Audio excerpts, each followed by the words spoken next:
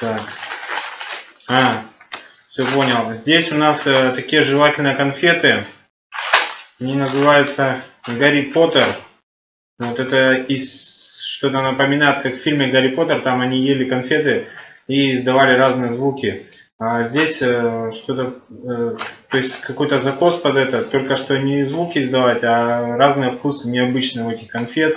То есть вкусы я вам сейчас перечислю какие. Здесь в общем банан, черный перец, черника, вкус соплей, сахарная вата, вишня, корица, грязь, дождевой червь, ушная сера, трава, зеленое яблоко, зефир, тухлое яйцо, сосиска, лимон, мыло, тутти-фрутти, вкус рвоты и арбуз.